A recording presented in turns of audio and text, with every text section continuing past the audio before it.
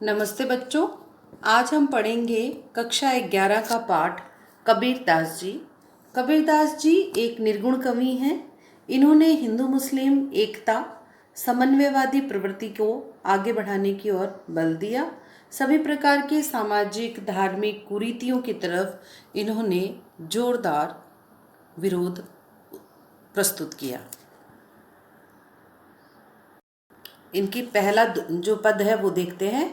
हम तो एक एक करी जाना, दोई कहे तिन्ही को दोजक, जिन नाहिन पहचाना। दोजक मतलब नरक। जैसे बाढ़ी कास्ट, बाढ़ी सुथार जो काम करता है लकड़ी का, बाढ़ी कास्ट यानी लकड़ी, बाढ़ी कास्ट ही काटे, अग्नि न काटे कोई। उसके अंदर, लकड़ी के अंदर जो अग्नि है उसको कोई नहीं काट सकता। सभी घटी अंतर तू ही व्यापे, धरे स्वरूपे सोई। एक ही पानी एक ही पवन, एक ही पानी एक ही ज्योति समाना। उदाहरण अलंकार है इसमें। एक ही खाक गढ़े सब भांडे, एक ही कोहरा साना। माया देख के जगत लुभाना, कहरे नर गरबाना। निर्भय भया कछु नहीं व्यापे, कहे कबीर दीवाना। अर्थ देखते हैं इसका। कबीरदास जी कहते हैं कि हमने तो जान लिया है कि ईश्वर एक ही है। इस तरह से मैंने ईश्वर के अद्वैत रूप को पहचान लिया है।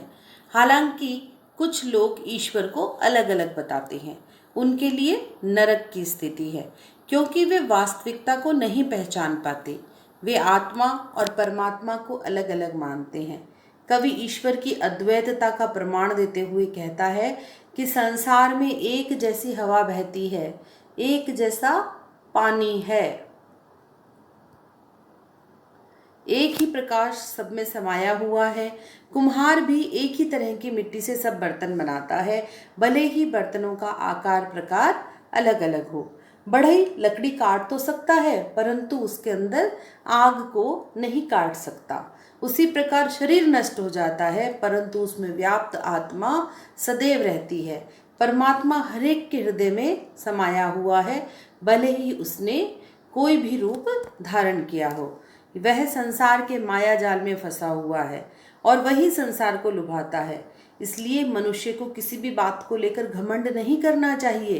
प्रस्तुत पद के अंत में कबीरदास जी कहते हैं कि जब मनुष्य निर्भय हो जाता है तो उसे कुछ नहीं सताता। कबीर भी अब निर्भय हो गया है तथा ईश्वर का दीवाना हो गया है। अगला पद देखते हैं।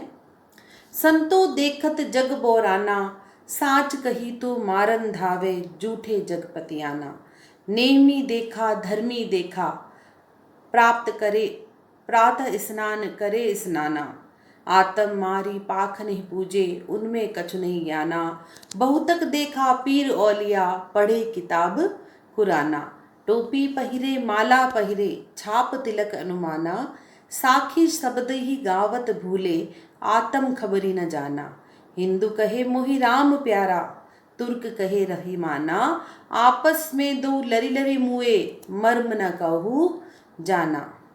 के मुरीद तदबीर बतावे, उनमें उहे जो ज्ञाना। आसन मारी डिब धरी बैठी, मन में बहुत गुमाना। पीपर पाथर पूजन लागे, तीरथ गर्व भुलाना। घर घर मंत्र देत फिरत हैं, महिमा के अभिमाना। गुरु सहित सिखे सब बूढ़े, अंत काल पछताना। कहे कबीर सुनो हो साधो, इस सब भर्म भुलाना। केतिक कही कहा नहीं माने, सहजे सहज समाना। कबीरदास जी सज्जन व्यक्तियों को संबोधित करते हुए कहते हैं कि देखो, यह संसार पागल हो गया है। जो व्यक्ति सच बातें बताता है उसे यह मारने के लिए दौड़ता है, तथा जो झूठ बोलता है उस पर यह विश्वास कर लेता है। कवि हिंदुओं के बारे में बताता है कि ऐसे लोग बहुत हैं जो नियमों का पालन करते हैं तथा धर्म के अनुसार अनुष्ठान नियम आदि करते हैं। यह प्रातःकाल उठकर स्नान करते हैं। ये अपनी आत्मा को मारकर पत्थरों को पूजते हैं। वे आत्मचिंतन नहीं करते। इन्हें अपने ज्ञान पर घमंड है, परंतु उन्होंने कुछ भी ज्ञान प्राप्त नहीं किया है।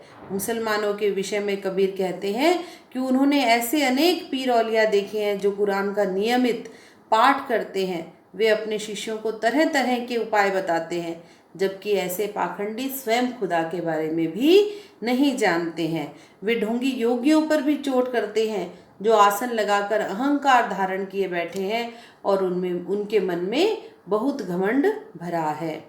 कबीरदास जी कहते हैं कि लोग पीपल पत्थरों को पूजने लगे हैं। वे तीर्थ यात्रा आदि करके गर्व का अनुभव करते हैं, लेकिन वे ईश्वर को भूल जाते हैं।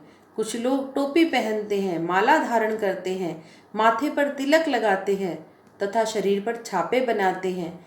वे साखी व शब्द को गाना भूल गए हैं तथा अपनी आत्मा के रहस्य को नहीं जानते। इन लोगों को सांसारिक जीवन पर घमंड है। हिंदू कहते हैं कि उन्हें राम प्यारा है, तो तुर्क रहीम को अपना बताते हैं। दोनों समूह ईश्वर की श्रेष्ठता के चक्कर में लड़कर मारे जाते हैं, परंतु किसी ने भी ईश्वर की सत्ता के रहस्य को नहीं जाना। समाज में पाखंडी गुरु घर घर जाकर लोगों को मंत्र देते फिरते हैं। उन्हें सांसारिक माया का बहुत अभिमान है। ऐसे गुरु व शिष्य सब अज्ञान में डूबे हुए हैं।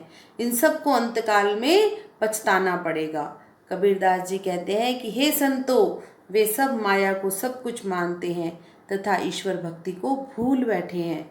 इन्हें कितना ही समझाओ ये नहीं मानते हैं। सच यही है कि ईश्वर तो सहज साधना से मिल जाते हैं। धन्यवाद।